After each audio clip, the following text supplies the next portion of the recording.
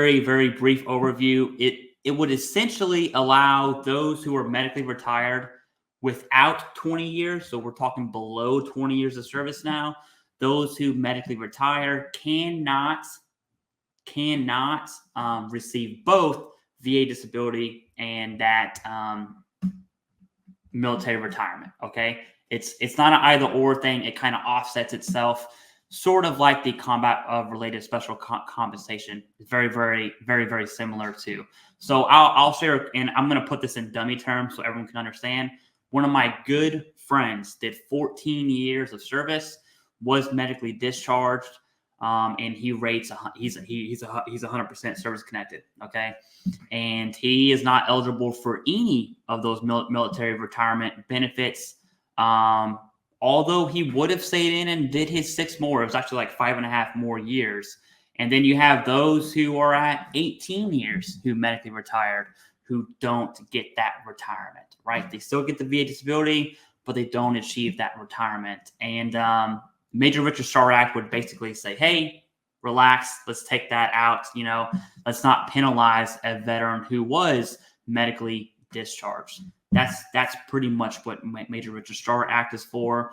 The VFW did, in my opinion, this is where VSOs really, really shine, that no one really talks about, is their proactiveness at the Subcommittee of Veteran Affairs in front of Congress, talking about things like the Major Richard Starr Act, the Dole Act. I mean, there are tons of other pieces of legislations that, Jason, I know you cover all the time. But, this is something that the VFW and other VSOs as well are really, really pushing, starting from about summer of last year, I believe. And they really, really started ramping the efforts up in fall of 2023. Jason, I'm going to kick it over to you. So one, there's a big distinction between medically discharged and medically retired. Okay. Mm-hmm. We're talking about medically retired here. Typically there's a bunch of factors, but typically somebody with a shorter time frame is going to end up getting medically discharged. Okay. Somebody with a longer time frame where it's very clear they were trying to get to their 20-year mark is most likely going to be medically retired. So we're talking about medically retired here. They're receiving a retirement from the DoD.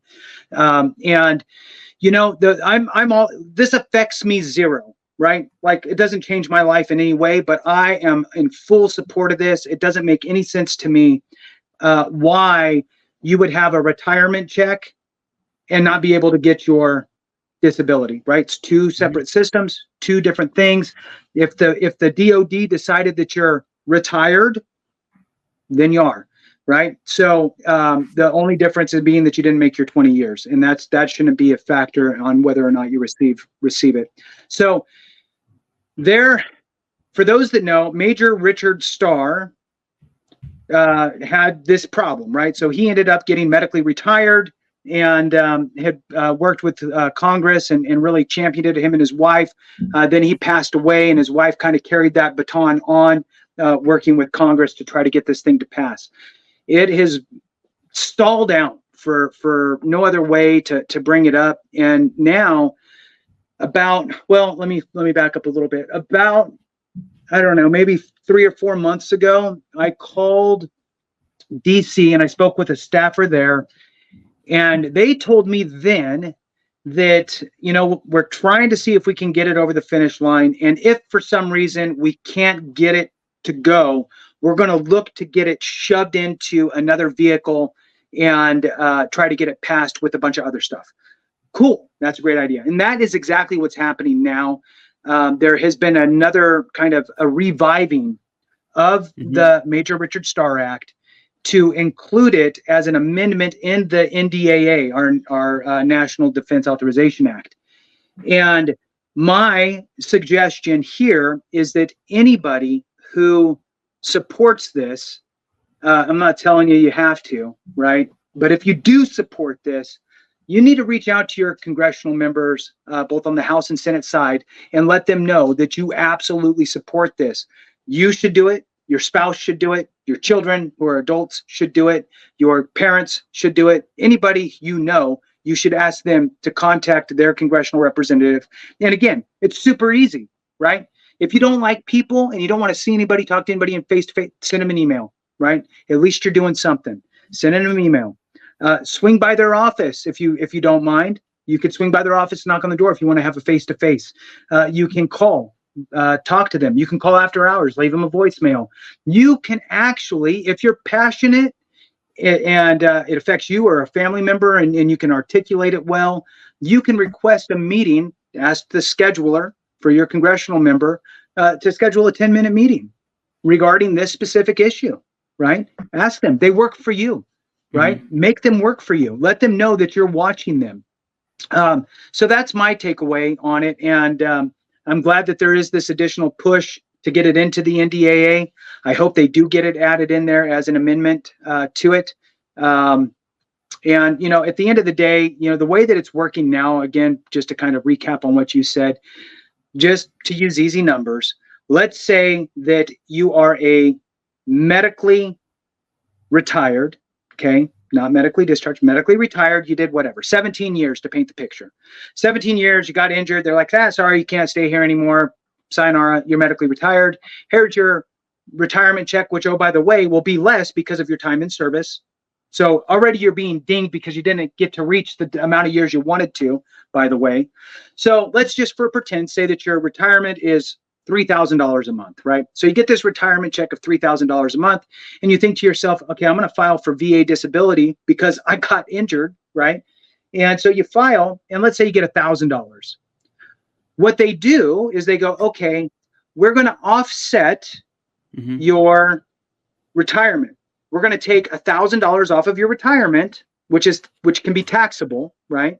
So taxable income. And now you got $2,000 of taxable retirement income. And we're going to slide over that $1,000 we took, and we're going to call that VA compensation because that's how much you were going to get rated for, $6,000 a month. But that's not taxed. So look, you're saving money. You're coming out ahead, right? You can go buy a whatever you're going to buy for whatever you're saving, a sleeve of golf balls, right? So you're not saving much. And so I think that it's wrong. I think that it was somewhat of an oversight when they did put the legislation in place for the retirees that are over 50% rated with 20 years plus. I think they just kind of forgot about medically retired folks with less than 20 years. And here we are, right? It affects probably less than 40,000, I think, is the number that I saw. It might be 30 or 40,000. And even then, the way that vets work, right? For whatever reason, we don't go after our benefits and claim what we are owed. So that probably won't even be 100% of those folks reaching out for this stuff. So anyway, back to you, Clay. To add to your numbers, right? That person with 17 years could have re-enlisted at the 16-year mark. Another 4 years would have brought them to 20. They're medically retired, and all of a sudden, they don't get what they've worked for, as if they were. So two scenarios: not medically retired and then medically retired, right? So that person at that 17-year mark pushes the medically retirement as far as they can to hit that 20. Boom. Now they get their military retirement, assuming they're 50% or above, which they likely will be, right? And now they get both. Same exact scenario, except for that person just can't do it. All of a sudden, they're getting dinged. And I don't, not being fair would be an understatement. Go ahead. Yeah. And you know what? You bring up a good point with that. So we talk about this often, and sometimes it's just kind of an in between the lines thing that we're talking about. But that culture that the military has of don't go to medical, don't document anything, nothing's wrong with you. So my God, so it's just reinforcing that, you know what, you are falling apart and so injured, but you got to hide it and limp around and make it worse. Because you're at 17 years and you could end up getting out because of that. So it forces you to hide it some more, right? Which is, I mean, what an environment, man. It's just, it's a little bit, it's toxic, Clay. It's toxic. But I would love to see some data on either VA providers or C&P examiners that did evaluate a condition from service and had the question, how the heck did you make it, 20 years? How Oh, the yeah. heck did you make it the last 10 years? Right. I would love to see that data to kind of show the don't go to medical Right. culture. That wasn't even something I even thought of, but I think this is a prime example of saying, hey, if you go to medical, you're not going to get, your retirement check and your VA check. That's life-changing, right? Right. Well, I'm your at whole 18 life has I'm been at 18 dedicated. years. I'm not saying anything. No. Yeah. So it's man, that's insane. But